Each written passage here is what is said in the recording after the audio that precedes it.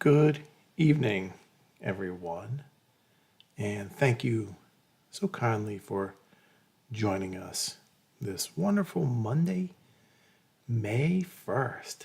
How about that? 2023 is progressing along at a nice speed, at a nice tempo where we're able to truly enjoy each and every day as a gift. How wonderful that is. So today is May 1st, 2023. It is about 6:01 p.m. in the Central Time Zone, where I happen to be located here at the Blue Lotus Meditation and Mindfulness Center in central Minnesota. Thank you for joining us this evening. Your presence is always warmly felt, so thank you. Tonight's topic, we'll be talking about the 3 ages of Buddhism. And we have 3 different separate ages that we'll talk about, and we'll talk about the 3rd age, the current age, a little bit more in-depthly, since that's the current age we're in. But before we begin our wonderful, enlightening Dharma talk, we'll start off with our wonderful guided meditation, and it will be on loving kindness and focusing on spheres, so round objects, right? It's round objects. And so it has a sports theme, or basically balls, right? Like volleyballs and medicine balls and so forth. But if you would like to substitute that imagery to something that suits you, you're absolutely welcome to do so. It'll just be, we will be, we'll be progressing along in size. So if you do choose to alter that imagery, think of something that goes, from a small size to a larger size. So again, it'll be a loving kindness, meditation, and visualization, focusing on spheres. But again, you can use flowers if you like. That's perfectly fine as well. So go ahead and get yourself into that nice, comfortable position. Some choose to sit in a style, maybe a lotus, or just legs crossed. Perhaps you choose to lay down in a reclined position, whatever works best for you.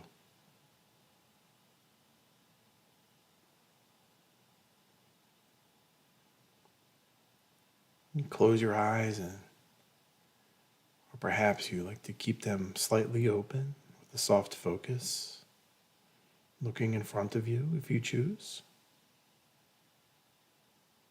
And breathe in through your nostrils. Pause. And slowly exhale, allowing your shoulders to perhaps drop a little bit on that exhale.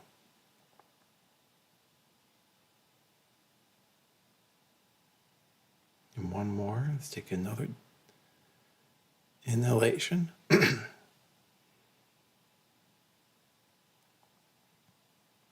Pause.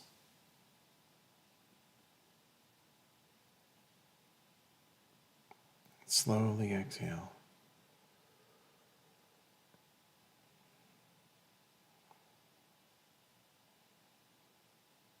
May you go ahead, and I invite you to allow that wonderful half smile to just rest on your face as well. Meditations are a time for us, time for connection to ourselves. And it's a joyful experience, hopefully.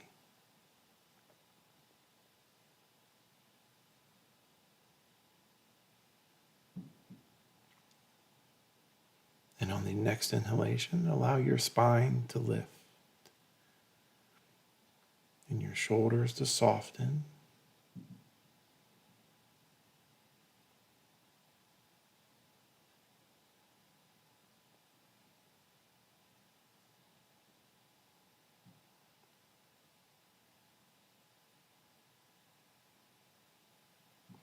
So for this meditation,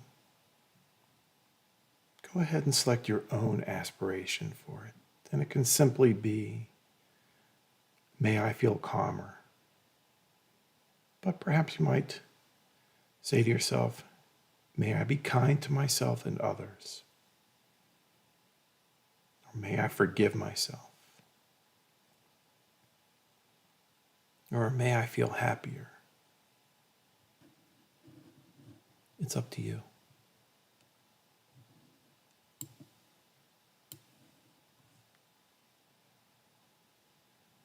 There's no wrong aspiration for this.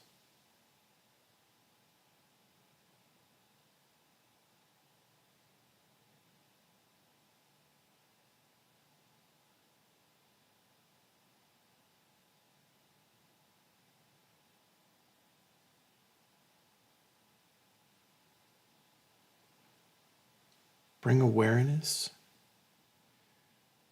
into the area around your heart.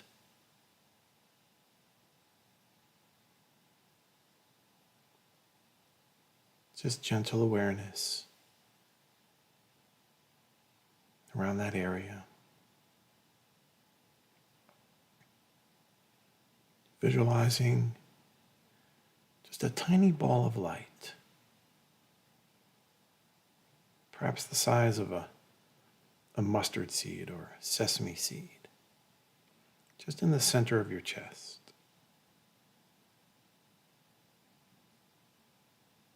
And it can be that nice peachy golden color too, with hints of pink, like an actual peach, the skin of a peach if you like. Just a tiny ball of light.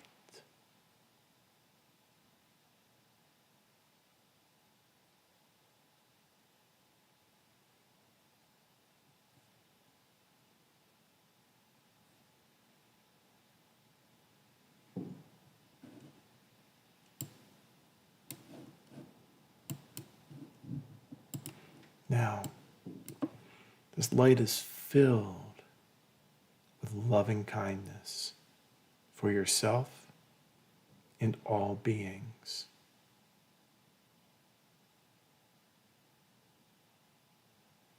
And if the ball feels a bit tight or strange, try picture a moving, warming, gentle flame.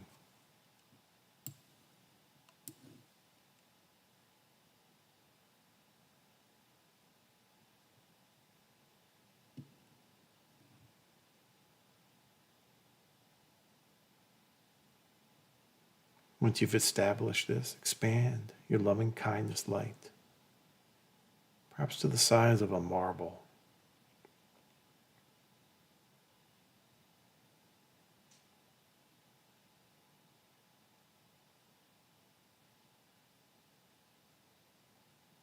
Remembering that you are not responsible for keeping this light blazing. It's happening with or without you. You are simply being present for it.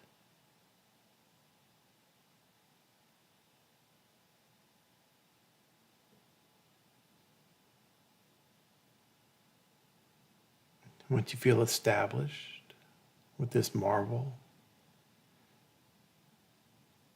expand to the size of something larger, perhaps the size of a squash ball.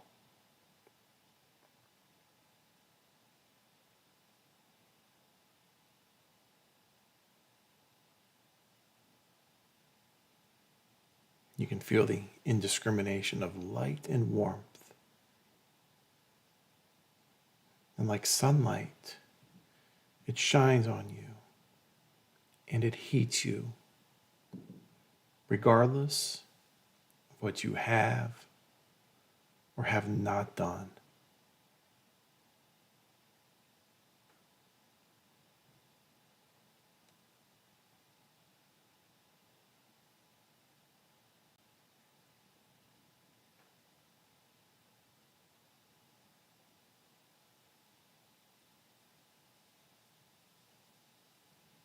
Now, let your loving kindness light expand, perhaps to the size of a tennis ball.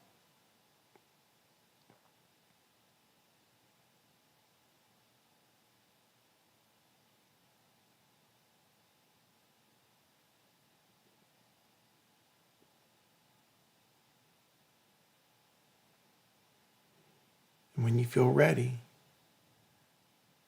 maybe move up to the size of a volleyball.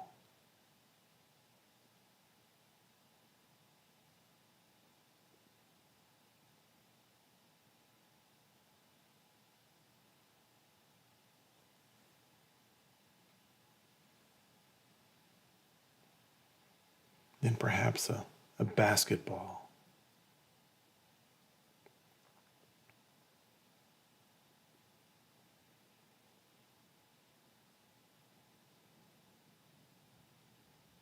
And with each increase in size, the warmth and the light grows inside you.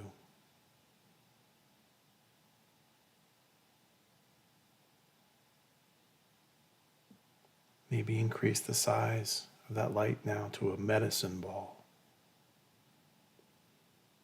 Still feeling that light and warmth throughout your body.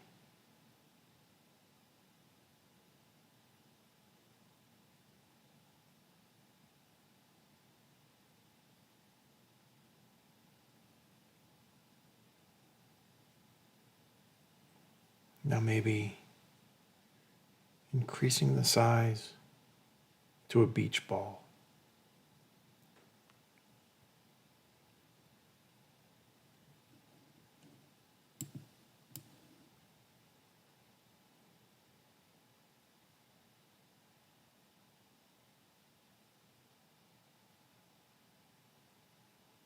And start allowing this light of loving kindness to expand beyond your body,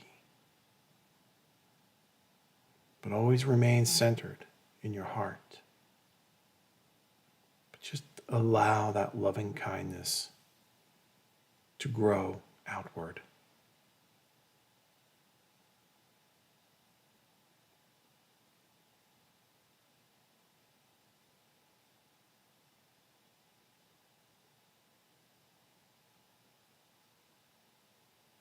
Expanding outward so that the ball fills the entire room that you're sitting in.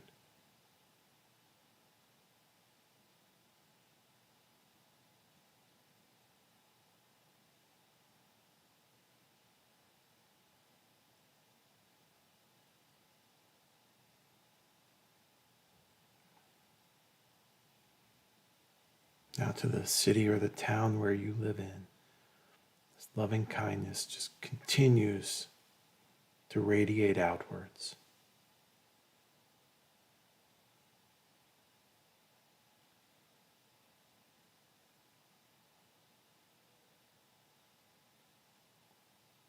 The whole island or continent that you live on, continuous envelopment of your loving kindness.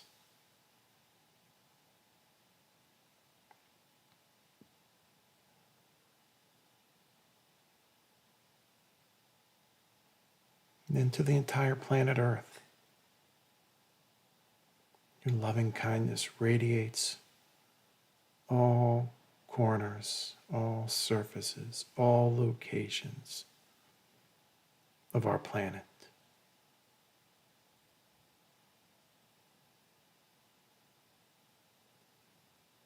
And then outwards, even towards space.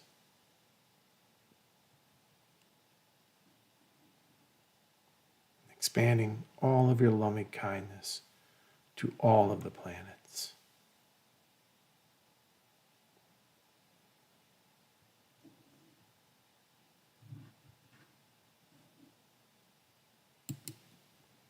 Remembering we meditate and we nurture our own loving kindness and our wellness and our well-being for all living beings, including ourselves.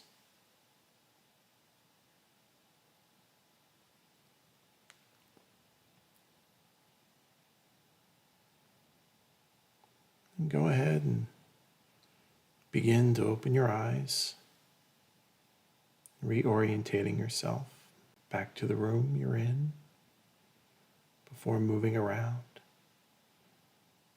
Maybe massaging your legs if you decide to stand up, to allow the feeling to go back into your legs and to your knees and feet. Wonderful. Our loving kindness is boundless. There's no limits to it.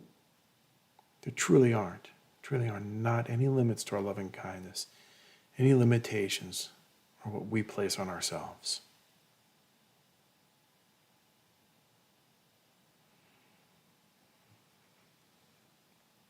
So that kind of brings us to where we are for our Dharma talk, with the 3 ages of Buddhism.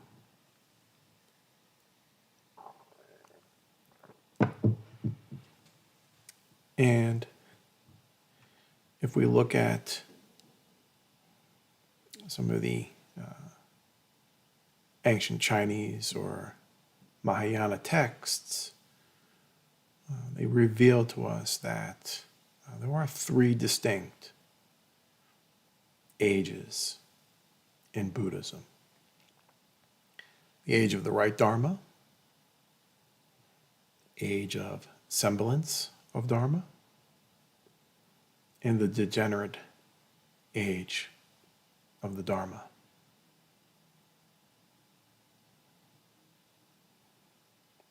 Depending on the text or the source, the first 2 ages, the age of the Right Dharma and the age of the Semblance Dharma, they can range anywhere from 500 to 1,000 years in length. But if we first examine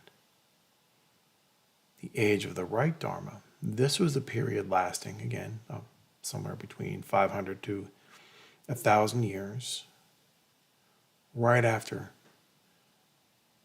the death of the Buddha.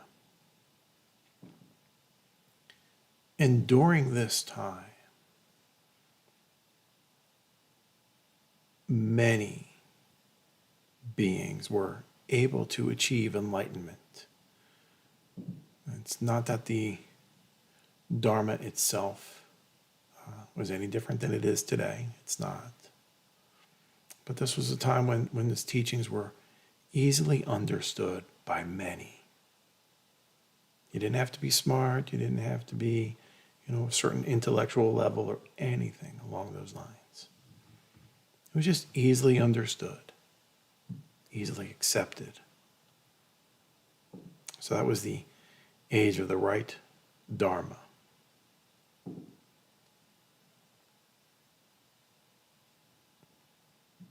The next age, the age of the Semblance Dharma, right? That also, depending on the text or the source material, again lasted between 500 or 1,000 years after his death. And it is during this time period that we begin to see a decline in enlightenment.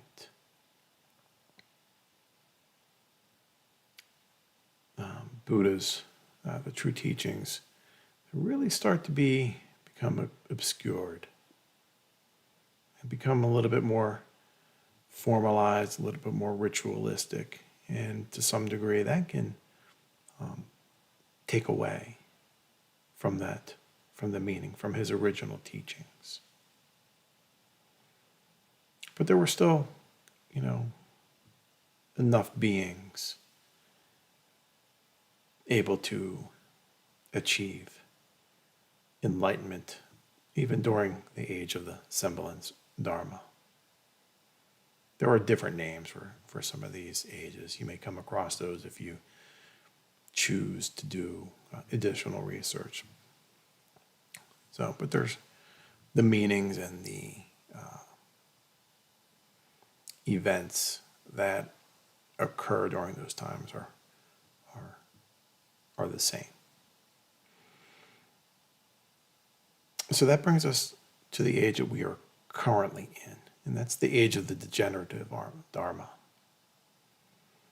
And all of the texts concur that this is a period lasting about 10,000 years. Right? And it symbolizes much suffering in the world because people are becoming tainted, right, by those three poisons, which if you've done some readings or research on your own or listened to our past Dharma talks, the three poisons are greed and anger and just foolishness in general. And so this is not a criticism of the individual.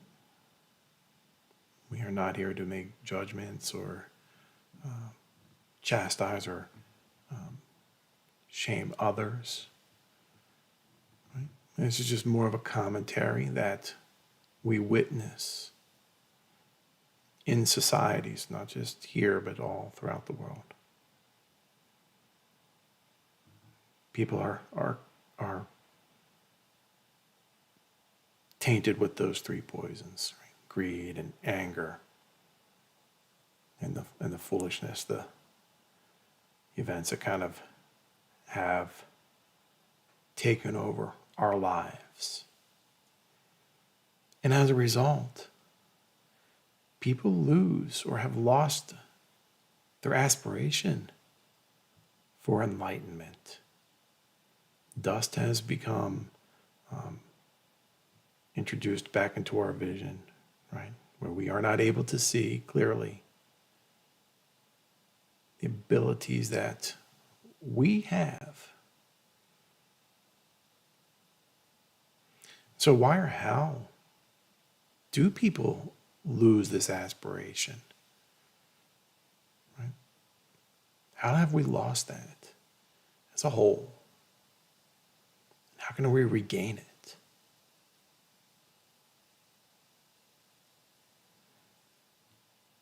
And I should point out that, again, this is also with impermanence, right? The cycle. Everything is born, it lives, and it withers and dies only to be reborn again. So this is the same, right? So when another Buddha arises, then the cycle will begin again. But in the meantime, we can still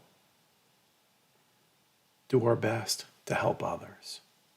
And so, again, how do we lose that aspiration? Well, it's disillusionment is the cause. That's why we, as a society, perhaps feel that sadness, that suffering has increased on a large scale. So what are some of the causes of this disillusionment? One of the first thoughts that really came to my mind was just believing that enlightenment is a fairy tale or a story. Like that it wasn't a true event, a true occurrence. And that's disillusionment right there. Right? Thinking that's just a story from, 2,500 years ago.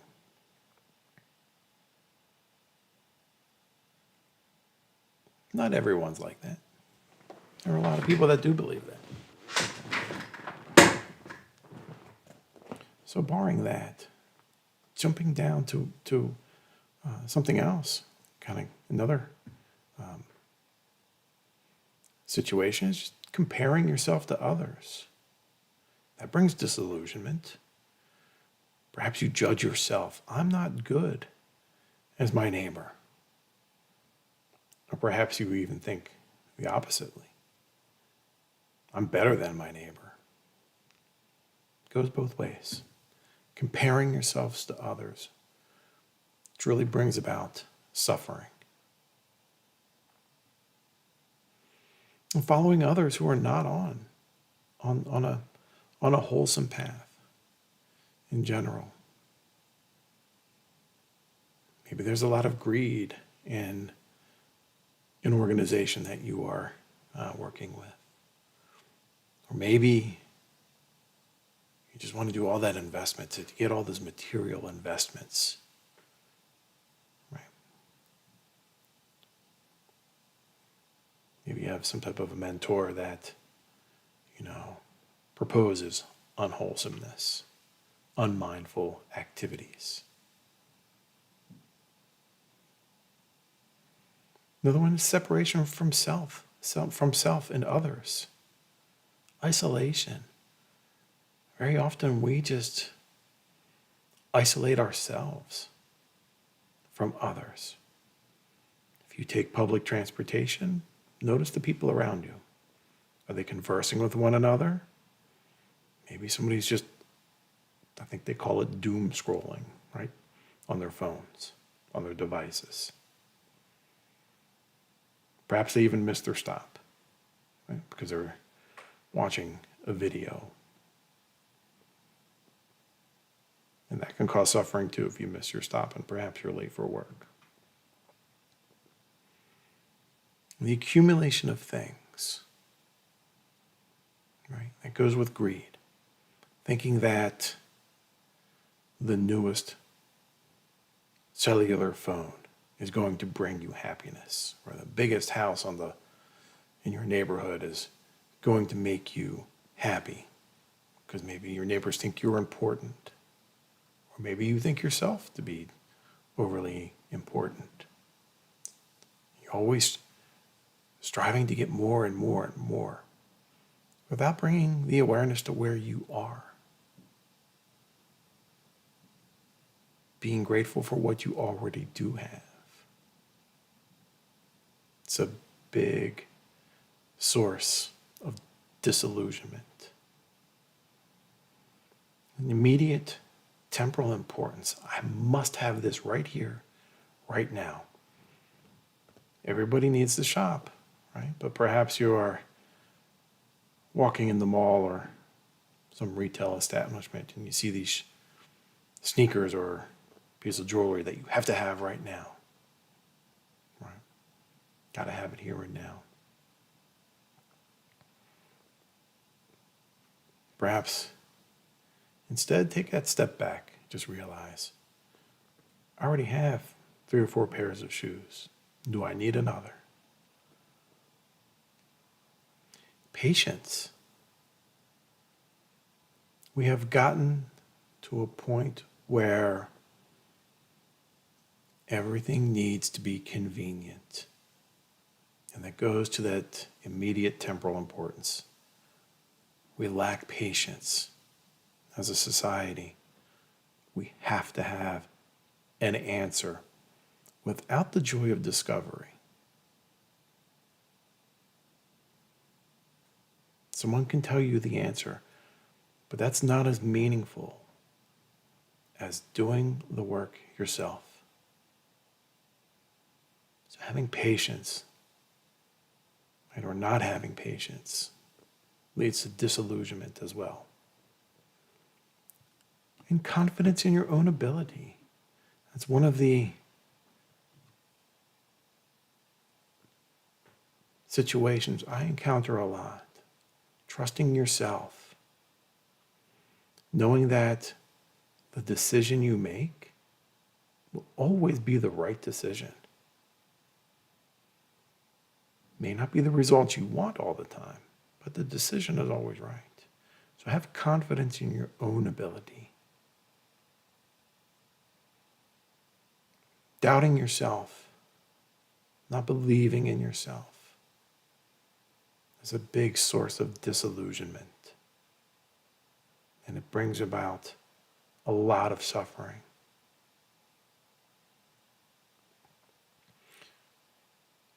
So to counteract this, how do we return to our own self-liberation?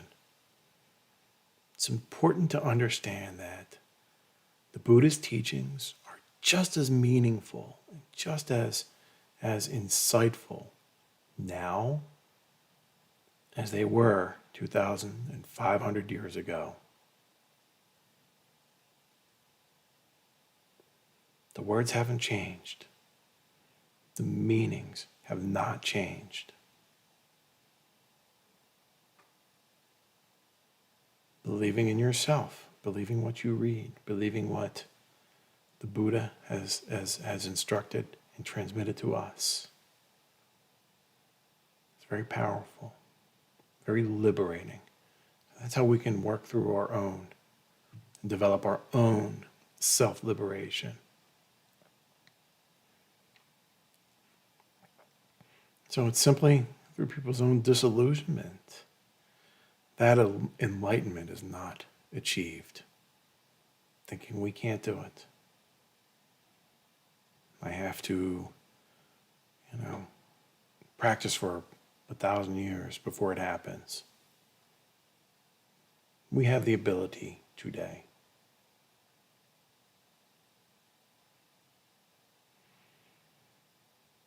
And as an exercise to perhaps observe this disillusionment or the conditions of the neighborhood maybe where we live in, go ahead and examine the community you live in. Go take a walk. Look around. Look at your neighborhood, and what do you see?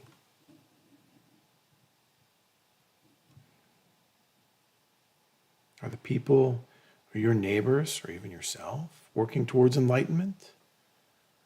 Are they working more towards acquiring more things?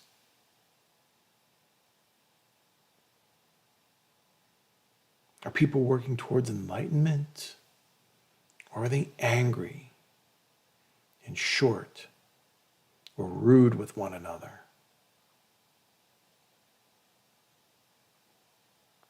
Because of expectations very often. Expectations not being what we think we should get, that we often express that as anger. And this is where we have that wonderful opportunity to be that living example for other people to turn to. You're a mindfulness practitioner, a Dharma student. So by your kindness and your willingness to offer support and compassion and empathy, others will witness firsthand that one does not need to be greedy or hurtful to themselves or to others to be happy, to be liberated.